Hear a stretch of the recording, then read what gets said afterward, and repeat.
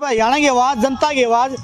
आज आप आए हैं मकड़ौली टूल पर, जो किसान आंदोलन चल रहा है। आप देख रहे हो मेरे पीछे बहुत भारी संख्या में किसान हैं और आड़ा किसान नहीं, हर वर्ग के लोग पहुंचे हैं। आज मैं आपकी मुलाकात कराऊंगा रोहतक बार एसोसिएशन के एडवोकेट, सीनियर एडवोकेट हैं हरीश बुड्ढा जी। तो भाई ये वकील साहब भी आड़ा किसान आंदोलन में भाई किसानों को समर्थन में आए हुए हैं, तो इनसे बात करना चाहेंगे। वकील साहब नमस्कार। नमस्कार। वकील साहब ये किसान आंदोलन चल रहा है, तो वही जो बार एसोसिएशन रोहतक बार एडवोकेट का है, तो वकीलों का क्या यहाँ पे सहयोग चल रहा है? देखो जी, मैं सबसे पहले तो आपका आभार प्रकट करता हूँ जो आपका चैनल हमारे बीच में आया। और जो रोहतक की बार की जहाँ तक बात है, तो पहले भी जी 2-3 बार इसमें वर्क सस्पेंड भी किया है किसान आंदोलन को ले गए। और रही बात जो उसमें ये खाना मुहैया करने की बात है या और इकनॉमिक हेल्प की बात है, उसमें भी बार के प्रधान भी और भी कई 2-3 बार वो शामगिरी को ले गए वहाँ दिल्ली वहाँ पहुँचा गए हैं और पूरा कोऑपरेट कर रहे हैं। और इस आंदोलन में हमारा रोहतक बार है बिल्कुल साथ। किसानों की जायज़ मांग है और ये किसानों को जो उनका हक है ये मिलना चाहिए। भाई सरकार का ठीक किसान तो भोला भाला है, लेकिन आप एक वकील होने के नाते आप क्या बताओगे कि ये सरकार जो किसान यहाँ पे सरकार से या किसानों की मांगे जायज हैं, ये कानून वाकई में किसानों के लिए गलत है? ये बिल्कुल गलत है जी। किसानों की देखो जी, एक तो एमएसपी की है डिमांड, जो पैदावार होती है उसका जायज़ रेट तो मिलना चाहिए। जब रेट का ही भरोसा नहीं होगा तो ऐसे में तो फिर किसान को तो देखो जी कम से कम रेट की गारंटी तो हो, मिनिमम आपको ये रेट मिलेगा। एमएसपी तो बिल्कुल एक तरह से बहुत जरूरी है। तो यहाँ पे अब लगातार किसानों के ऊपर जो सरकार के चल रहे हैं पुलिस के, आगे आने वाले टाइम में मुकदमे भी दर्ज होंगे, तो वहाँ पे बार एसोसिएशन का कितना सहयोग रहेगा किसानों के साथ? देखो जी, बिल्कुल अगर कोई भी किसी तरह मुकदमा होता है तो फ्री ऑफ कॉस्ट मुफ्त में करेंगे, चाहे वो इंडिया में कहीं भी जाना फ्री में करेंगे। ये हमारा बिल्कुल बार की तरफ से है। हाँ, तो मतलब ये मान लिया जाए कि जो वकील बार एसोसिएशन है वो सरकार के नहीं किसानों के साथ खड़ी है, जहाँ भी किसानों को जरूरत पड़ी है किसानों से। बिल्कुल बिल्कुल जी, किसानों के साथ है। इसमें सरकार की ये बिल्कुल गलत नीति है जी। सरकार किसानों से पल्ला झाड़ना चाहिए। सरकार को किसानों का चाहे मार्केटिंग बोर्ड डेवलप करने की बात है, मंडियों को डेवलप करने की बात है, एमएसपी की बात है, तो सरकार का किसान का तो चोली दामन का साथ है। सरकार ऐसे पिंड छुटाएगी तो बिल्कुल बात नहीं बनेगी, किसान तो मारा जाएगा। प्रधानमंत्री जी का कल आया भी था करके, वो कह रहे थे कि हम किसानों की मांगे मानने को तैयार हैं, लेकिन किसान समझने को तैयार नहीं। तो वहाँ पे क्या कमी आ रही है आप समझे?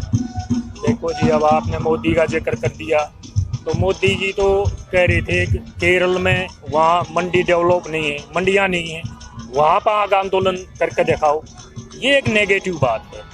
यहाँ हरियाणा पंजाब में एमएसपी भी मिल रहा है, मंडियाँ भी डेवलप हैं।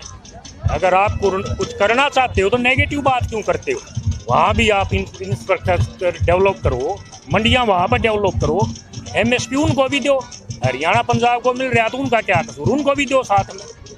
आप एक तरफ तो डिजिटल इंडिया की, बुलेट ट्रेन की बात करते हो, स्मार्ट सिटी की बात करते हो, क्या किसानों के लिए मंडियाँ भी डेवलप नहीं कर सकते? उनकी फसल ठीक बिक जाए, नज़दीक जगह पे बिक जाए, उनको ठीक रेट मिल जाए। सरकार का ही है कि भी हमने तो किसानों को खुली छूट दी है।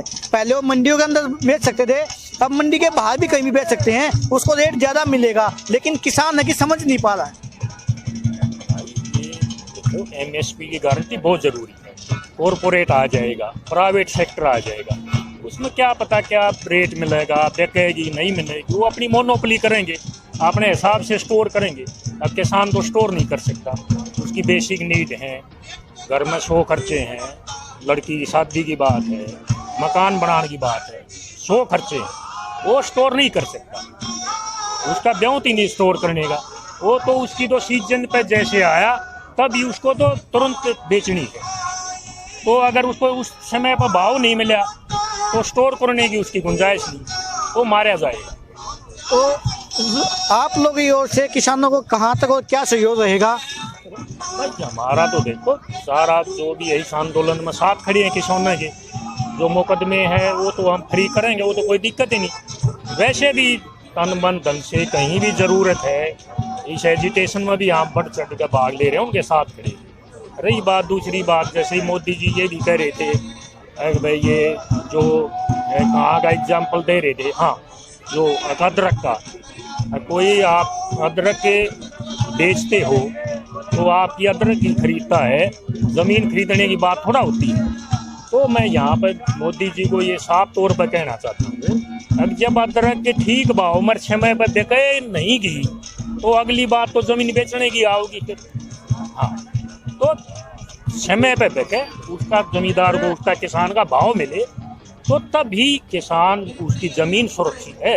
अदरवाइज तो ये ज़मीन बिकने की तरफ, किसान को रोड पर लाने का ही कार्य हो रहा है। तो आप अपनी तरफ से किसानों को क्या संदेश देना चाहोगे कि इस आंदोलन को आगे अच्छी तरह से बढ़ा सके, सुचारू रूप से चला सके? हाँ भाई, मैं तो यही कहूँगा कि अपना जो भी है सारा उत्तर भारत में, दिल्ली का चुगुर्दू है, जबरदस्त जमावड़ा एक मोमेंट बना हुआ है, और स्टेट से एमपी से भी काफी कोऑपरेशन मिल रहा है, बहुत अच्छा आंदोलन चल रहा है। इसी तरह से इसको शांति के ढंग से चलाओ, और एक दिन सरकार को जरूर मानना पड़ेगा, झुकना पड़ेगा, ये तीनों बिल वापस लेने।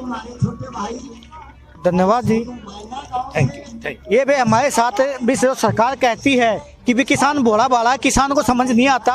आज हमने आपकी बात रोहतक बार एसोसिएशन के वकील हरीश हुड्डा जी से करवाई। अब क्या ये सरकार को देखना होगा, किसान को नहीं आया। एक एडवोकेट ने भी साफ कर दिया, अब ये किसान किसी भी, ये जो काले कानून सरकार ने बनाए हैं किसी भी पहलू से किसानों के हित में नहीं है। तो भाई ऐसे ही मुद्दों के साथ देखते ही हरियाणा की आवाज़। धन्यवाद।